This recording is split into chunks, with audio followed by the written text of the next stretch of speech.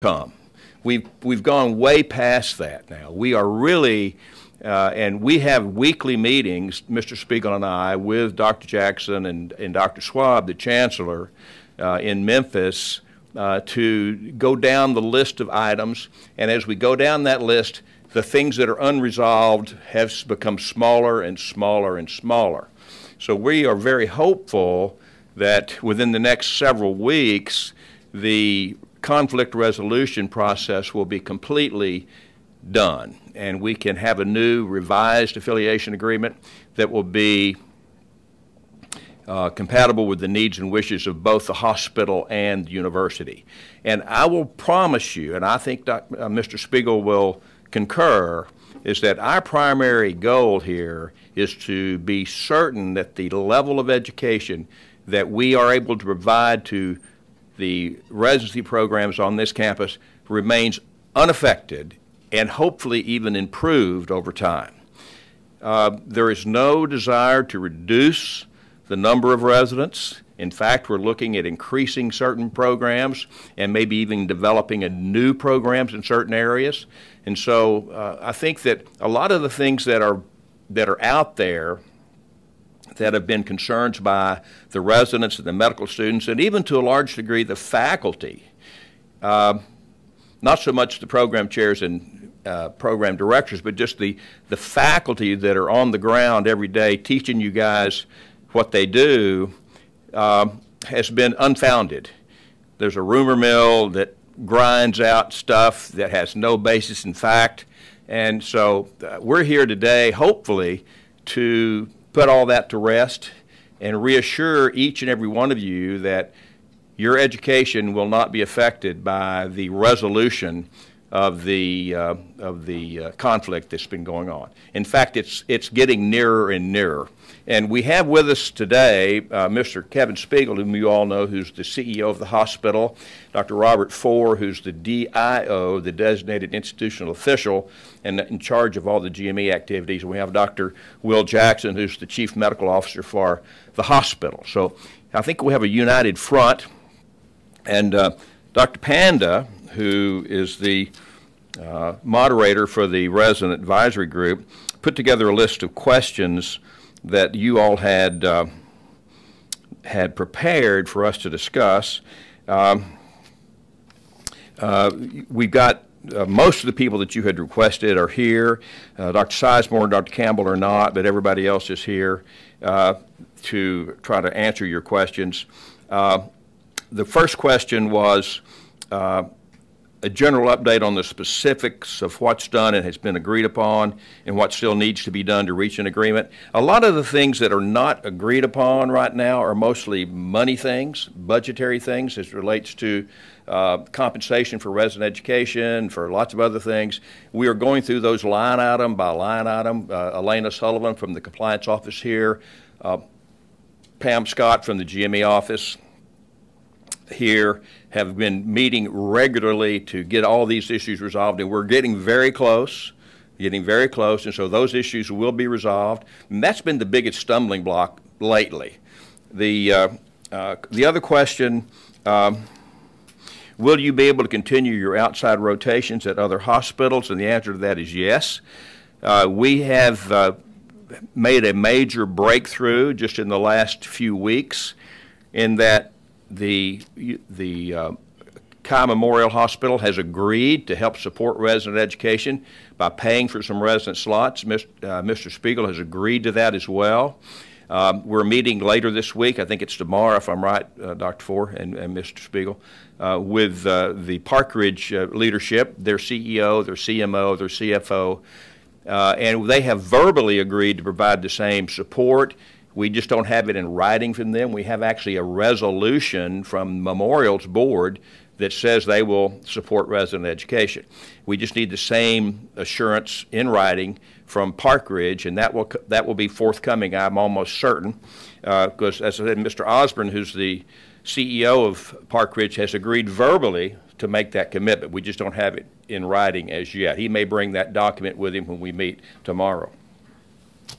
Now, we have committed, the university has committed, that over time, as the Erlanger facilities enlarge, and the capacity is increased, not just here at Baroness, but east at other Erlanger facilities, we will make every effort to move cases that are currently being done at outside hospitals back to Erlanger properties. I think that's our commitment. We are committed to that. Now, that's going to take some time. It's not going to happen overnight, and there's no deadline set for that. So you hear these, oh, well, we've heard that July 1 of 2019, all this is going away. There's no deadlines, and I think Mr. Spiegel will confer that. We are here and committed to your education. We recruited you to come to a program. Some of the programs are 3 years long. Some of them are 5 or 6 years long. We guarantee you that nothing's going to change during the course of your training here on this campus. We will make certain of that, okay? And I'm not sure, will this affect the internal medicine rotations that are available to family medicine residents? I would say no. I don't see Dr. Worthington or Lambiase out there. Yeah, Dr. Haynes. I'm not sure exactly what the question is referring to, but I've heard nothing about any rotational issues with our residents rotating on the medicine. So I would say no is the answer to that question. Right. And I think that's true. I mean, I've heard nothing about that either. Yeah, neither is Mr. Spiegel. So I think that's just it's another one of those rumors out there that has no basis in fact. The other thing is, will this affect the sports medicine rotation? And I'm not sure whether they're talking about family medicine, sports medicine, internal medicine, sports medicine, orthopedic sports medicine. I'm not sure which sports medicine rotation you're talking about, but there's no intention to have any adverse effect on any rotation or educational opportunity for any of the residents in any of the programs. So, no. The next question, which I couldn't understand why you'd ask this, will this affect your compensation? Well, of course, it's going to be cut in half, but, you know, no, it will not affect your compensation in any way. I mean, your paycheck will be based on the university guidelines, and those are adjusted each year by the financial gurus in Memphis. And so the salary lines for first, second, third, fourth, fifth, sixth, seventh year residents are all established, and they're uniform across the state. So that will not be affected. The next question was, when can we expect to hear a final decision? Well, I don't know. I mean, but fairly soon, I would think over the next few weeks. We would like to have something done by the end of this month, but it's not going to happen. But hopefully by May 1 or certainly by mid-spring, we should have everything ironed out. As I said earlier, the biggest things that are still under contention are some of the monies. I mean, how much money is being distributed. Just so you'll know, Erlanger provides the funds for resident education. They get that money from CMS and from Medicaid, Medicare. They pass it through to UT, and then UT pays your salary and your benefits. We don't get enough money from CMS to support each and every residency position on this campus. We are currently, about 30 over the cap. So the hospital is funding that, and so and thank them for that. I mean, they are, and they are obliged, or not obliged, but they are agreed to continue to support resident education on this campus in that capacity. But the way the formulas works out is that at the beginning of each academic year, we know how many residents are supposed to be coming starting July 1. In the past, what's happened is that number has been submitted to Mr. Tabor, who's the chief financial officer for the hospital, and he then has agreed to pay for that number of slots on a monthly basis where he transfers money to Memphis to support those residency positions based on the number that was set July 1. Well, as you all know, a lot of the spots that were filled July 1 don't remain filled throughout the year. People go on sick leave, they get terminated early, or they're spending additional time because they missed some time in the previous year. They got to come back and do 3 or 4 more months to finish up their training. But then once that time is passed, those slots are not filled, and yet the hospital has been paying for those slots for the whole year. So we are in a resolution of that. We are meeting, as I mentioned earlier, Pam Scott from the GME office and Elena Sullivan and her team from the compliance office are looking at that very closely. We are getting very close to having this resolved. If the hospital has overpaid the university's agreed already to return those funds. If the university thinks we were underpaid, the hospital said, well, we'll settle that up too. So that's the big issue that's still under consideration. And we're still working through 14, 15, 15, 16. We haven't even got to 16, 17 yet, so those things take some time. But hopefully over the next several weeks, those issues will all be resolved. The final question was a doomsday question. What happens if the affiliation agreement is not continued? Well, it would be a disaster. It would be a disaster for the university. It would be a disaster for the hospital. So I think the likelihood of that happening is extremely remote. Mr. Spiegel and I, Dr. Schwab, I think Dr. Ford and Dr. Jackson are all agreed that that would be a disaster for both parties. And to transition would take years, and it would be a disaster. So we're not going to allow that to happen. I mean, I think, Mr. Spiegel, hopefully you will agree with me, we're not going to let that happen. So put that concern to rest, please, ladies and gentlemen. So, Kevin, do you want to say a few words? I've tried to address each of their questions. And at some point, hi, how are you? Dr. Schacht, thank you. Dr. Jackson, and we're all here to answer any of your questions. But I just want to put a couple of things in perspective.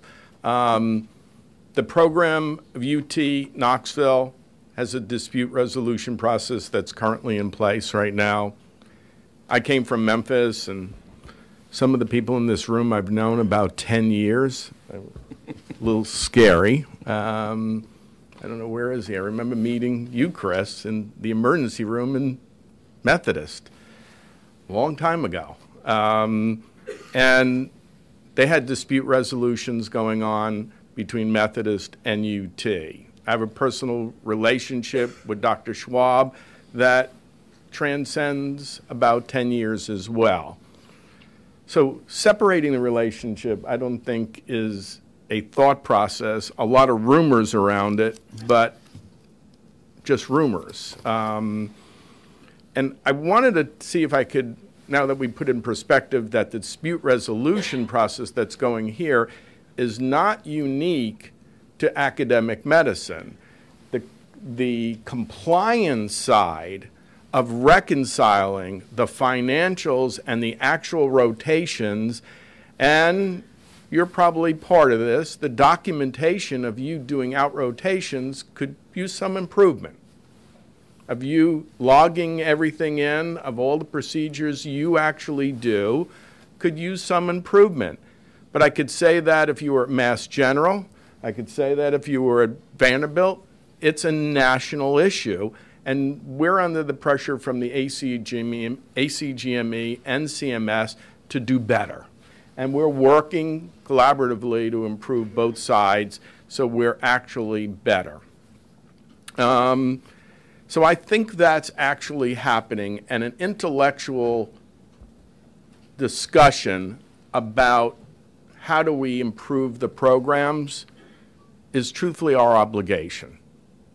We need to constantly look at how can we improve the teaching program, and just because it's here or the perception is it's very good, how do we challenge ourselves to improve? Improve the experience, improve the relationship, and constantly improve. Question faculty, as hard as that is, and question ourselves. Are we being the best partner we could be? And I think that is ongoing, and I wouldn't look at that as negative, but actually look at that as a positive. That the status quo and the acceptance of the status quo is, oh, we're great, and we don't need to improve. You don't need to go home and study more. You could just sit back, open up a beer, and say you're great. I think we have the obligation of challenging ourselves every day, and just because we are, I think what was unique here, and I think Dr. Schwab said it extremely well, when the board did a resolution that said that we have to resolve a lot of these open issues, it went from private, which is going on in Knoxville, in Nashville, and in Memphis to become public, and then the rumor mill started to swirl. What does this mean? Well, on some level, this meeting is probably way overdue, and I take responsibility for that as well, and we probably should have better communication between the residents and the faculty and be there and answer questions. Dr. Schack talked a little bit about the financials, and I wanted to go over in detail exactly what that means. So I have, if you could pass this out, I have a flow of funds. Dr. Schack, if we could, I'll give you a couple of minutes, but sometimes I hate to confuse issues with facts, but sometimes it's difficult to understand things if you don't understand how things work. Dr. Schack talked about graduate medical education in the United States being partially supported by Medicare. It's actually a CMS payment that's tacked on to a bill that we drop from a Medicare patient. So it's directly related to patient care. In about 1973, when did the cap go in effect? 1996, whatever residence you had, the federal government decided they were going to cap graduate medical education in the United States. So that number was frozen. I could tell you in 96, we had 145 FTE residents. Today we have 185, so that's the 20. We receive a cap. Since we're above our cap, we receive a payment of $4 million from Medicare, the federal government, to help us with the teaching program. We receive another $3.75 million from Medicaid TennCare, which is tacked on to a Medicaid payment. In Tennessee, all of those monies flow through the University of Tennessee. The University of Tennessee then pays that money out to all the hospitals that teach in Tennessee, whether they're UT or not. So we received $7.75 million in total income for teaching. We pay the University of Tennessee for salaries, benefits, and malpractice for all the residents here, and that's an annual payment of $12.5 million. We then, based on the affiliation contract, pay UT another $6.5 million, and that money is a direct payment to all the faculty that teach residents and fellows. So the check that they get from UT, that is what goes to them. Then we pay another $3 million for mission support to allow UT to do what they do. And we also pay some of our faculty that are on Erlanger's faculty. So if we hire Dr. Jackson, and Dr. Jackson is 90% clinical and 10% academic, and he does 10%, that 10% we added up, and that's another $3 million. And all of the food that you eat in the cafeteria, those swipes and everything, believe it or not, we have to give Sodexo about $1 million to feed you all. So that's about $26 million. The difference between the $7.7 million that we take in and the $26 million that we pay out, Erlanger funds the residency program, the academic program here, in the amount of $18.8 million. That number every year goes up. Another document that I want to, sorry, confusing all the issues with facts. Dr. Four, if you can. These are all of the residents at Erlanger. And I kind of broke it down. Dean Chack showed us probably over the last 10 years, but I just brought it to the part when I came to Erlanger. We were 170 residents, and today we're 184. I just wanted to let you know where we have been expanding our residency program, but I could tell you there has been no recent history of reducing residency programs. Actually, the facts are opposite, that we continue. Now, if you remember the financial sheet we talked about before, any additional residents that come on are funded by Erlanger at what percentage? That's a question. So every resident that we bring on is funded by Erlanger at what percentage?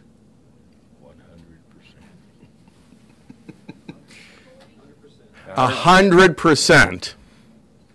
Okay? So at least from 14, because 2014 was after 1996, correct, Dr. Four? Right. So all those residents have been funded at 100% by Erlanger, not by anybody else. Now, it is nice, after the discussions, that Memorial is willing to fund the rotations at Memorial, details yet to be worked out, and we still have a meeting with Park Ridge, but sometimes rumors start to spin with lack of data and without lack of facts. And sometimes that gets us frustrated because we're in one meeting hearing one thing and then the rumor mill is out there and you hadn't heard it from the dean, myself, Dr. Jackson, or Dr. Four. So I don't know where the information, but fear is a funny thing. It'll get you very creative and start lots of different stories that may have no relationship to fact. So at this point, I'm kind of, now that you at least understand how GME funding works, how Erlanger has been expanding, we have entered in discussions about looking at expanding programs. And sports medicine was one of the ones we were talking about through family. It's a, I don't know who put that question on it, but we have an extensive sports medicine, event medicine. I don't know if anybody's worked Ironman, but we have an extensive sports medicine program joined with the orthopedists and family medicine to take care of the schools with athletic trainers. We're at UTC, we're at Chat State, we're at Baylor, Macaulay, at every game. We have our doctors on the field, and I think it's a model program. We are looking to expand the family medicine residency that will have a fellowship in sports medicine. But that is not actually out there public. I mean, we were talking it here, so I was a little surprised to hear that we're shutting down sports medicine or stopping rotations, which we have no idea where that came from. So I think I'm going to stop talking at this point and kind of open up some questions for Dr. Jackson, myself, or... Yeah. Let me just ask first, does Dr. Four or Dr. Jackson have any comments before we open it up for questions? Okay. So, okay, ladies and gentlemen, raise your hands and shoot the questions to us. Yes. Dr. Bell. Yeah, yes, please. First of all, my name's Chris Bell. I'm the Chief Resident of Surgery. Been here for 6 years. So I want to thank you all for being here and setting this up. This means a lot and shows a lot of participation.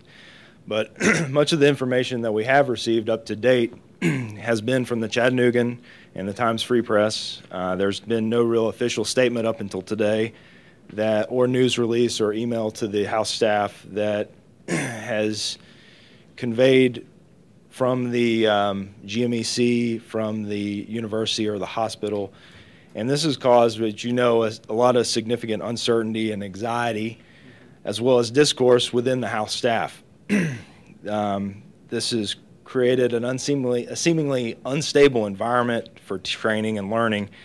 And this has really led to a lot of anxiety with some of the residents and some burnout. It's created a lot of speculation, which you've all pointed out today, about the training experience at UT, not only with the current residents, but with future residents, potential future residents. So a couple of questions. What is being done to improve the communication with the House staff on the matters that directly impact our future and our current training? Secondly, who is going to be leading this and who is going to be responsible for these critical decisions? And do you believe that residents should have input or a seat at the table for these critical decisions that directly affect our staff and our families? Thank you, Chris. Absolutely yes to each of your questions. I think that the body that is responsible for communicating to the residents is the program directors, and they meet through the Graduate Medical Education Committee on a monthly basis. Issues related to graduate medical education are discussed in detail at those meetings, and we, as the university, depend upon the program directors to communicate those responses back to their individual residents in their individual programs.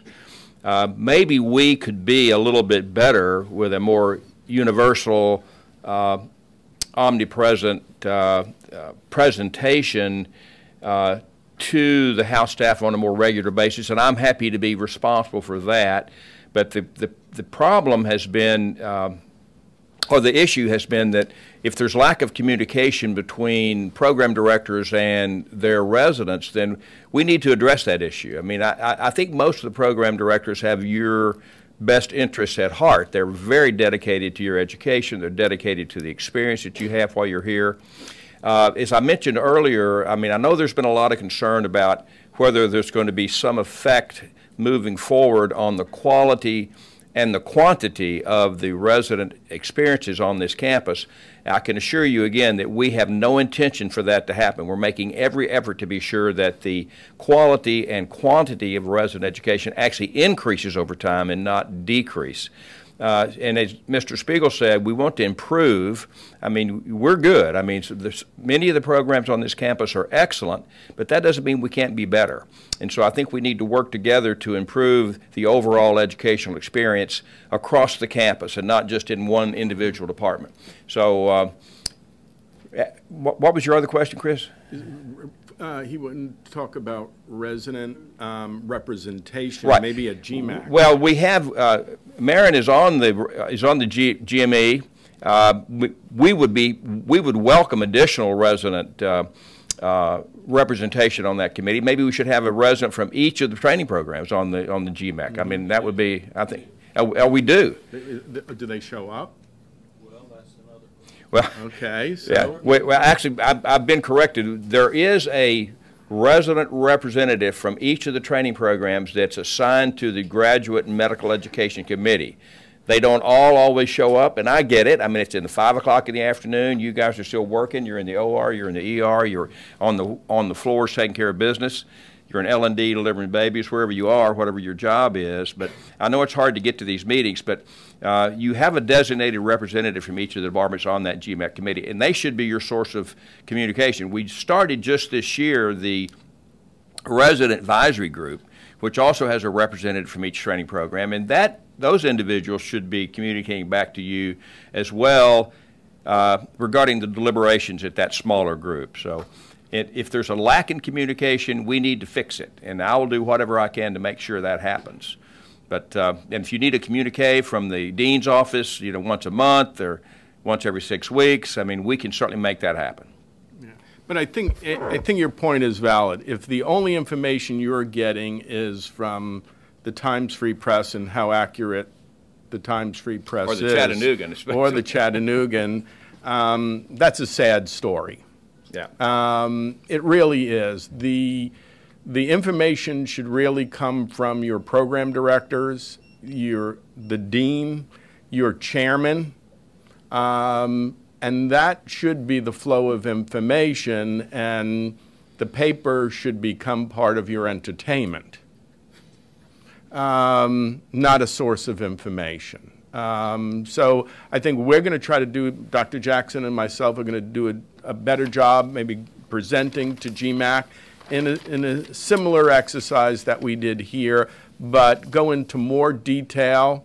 I think that Dr. Four said it extremely well. If everybody is represented, then maybe we all need to do a better job of attending GMAC so the information could improve. Absolutely. Did we answer your questions okay, Chris? Or you? Yes, sir. Okay.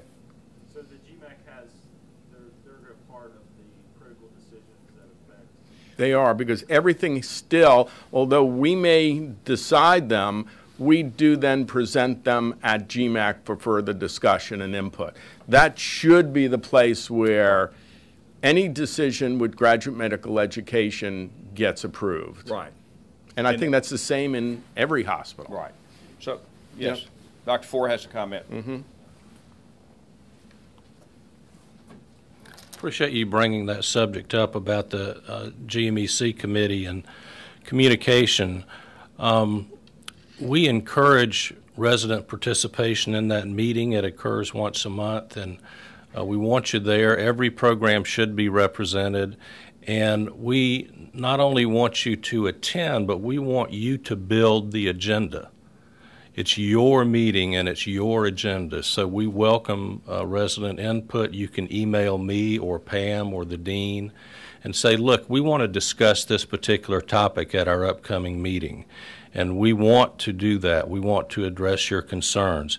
It just occurred to me something that we're not doing that can easily be done, and that is once our minutes are approved, that we can distribute those minutes, we can send them out to all of our residents.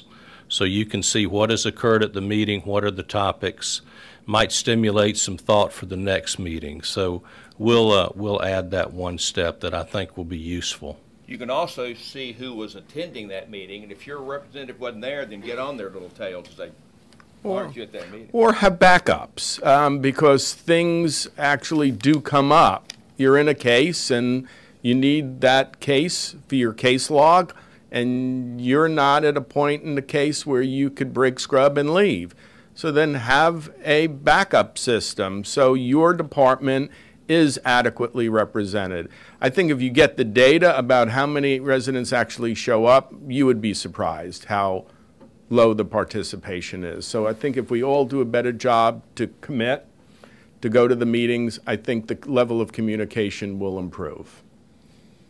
I will say, just for everybody's benefit, that the program directors are very good about being there. So it's rare that a program director is not at that meeting. But the resident representatives are not always there. So we're looking forward to better participation. And as Dr. Four said, comments and suggestions about issues that should be brought before that committee, because that's where the graduate medical education program is designed and where it's implemented.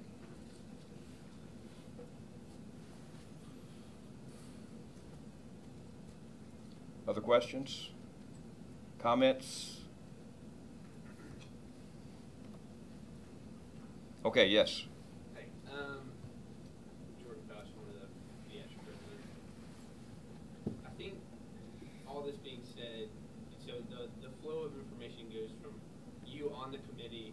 Can we give the microphone to Chris? Yeah.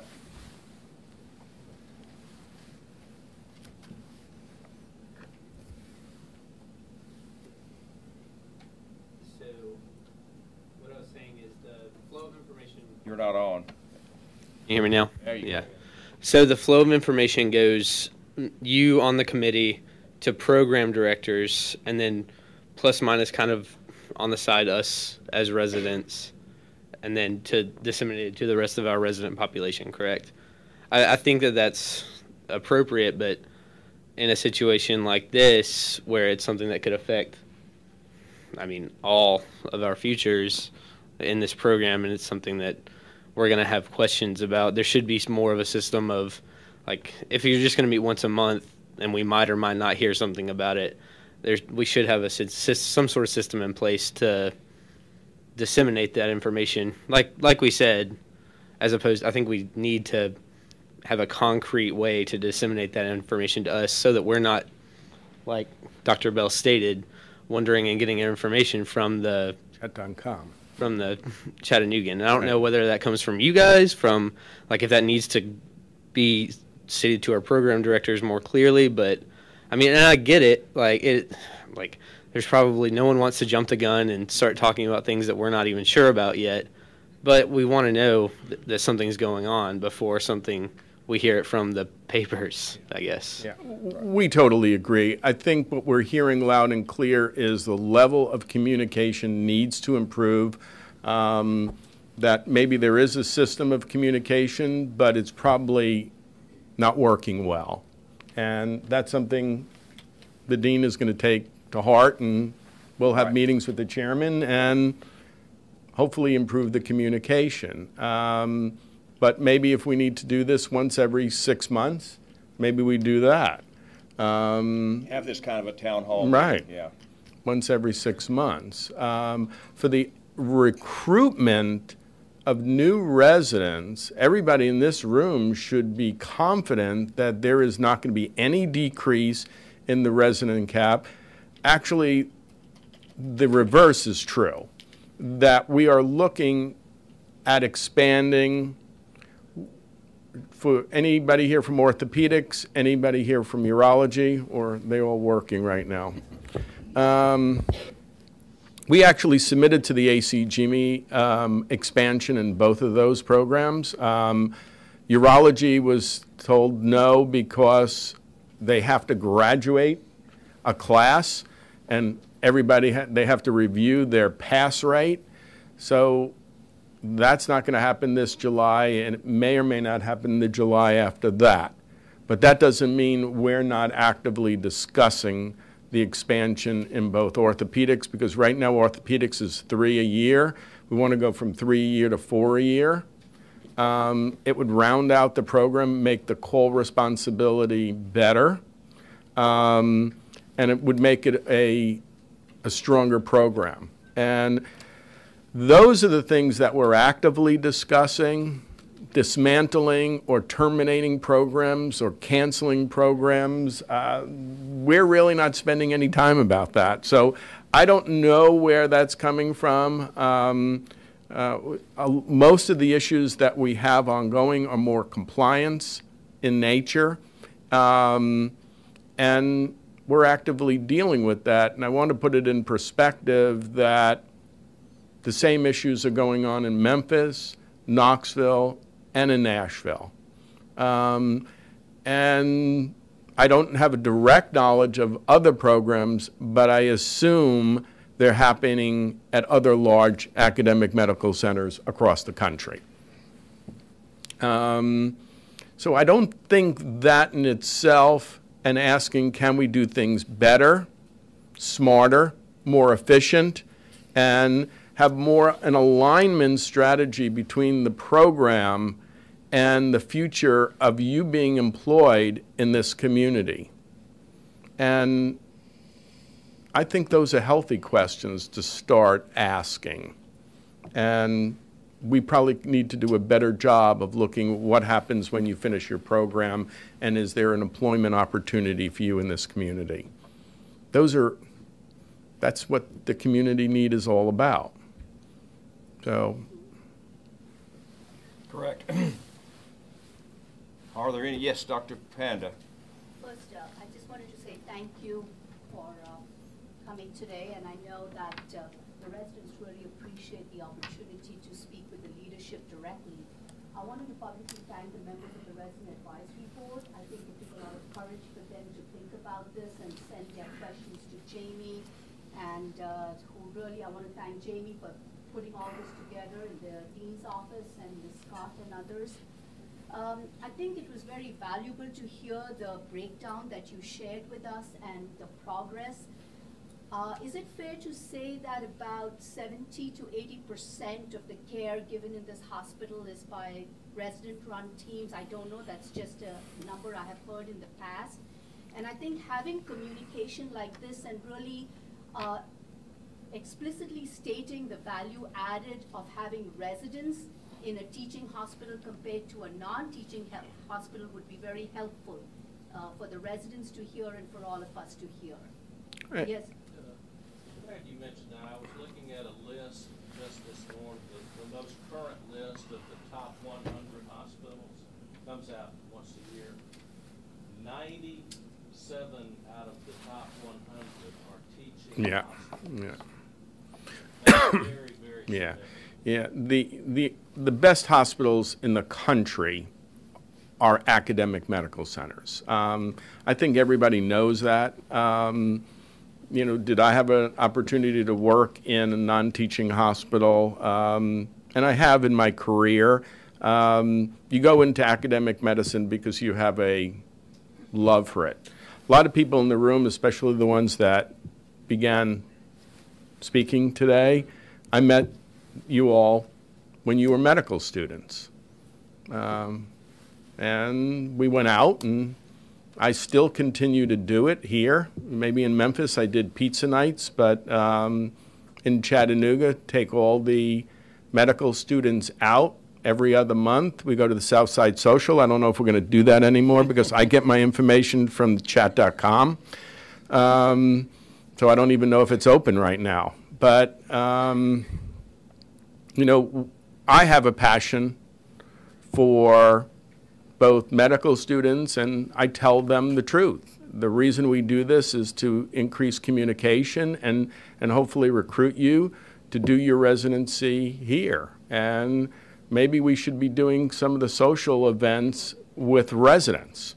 Maybe a little harder because of your social, your calendar, and then, but we could probably time it when you're not taking exams, and probably do it in a way that brings people together and that doesn't polarize people. But I think I've been very transparent, and my personal commitment to academic medicine has been very strong throughout my career.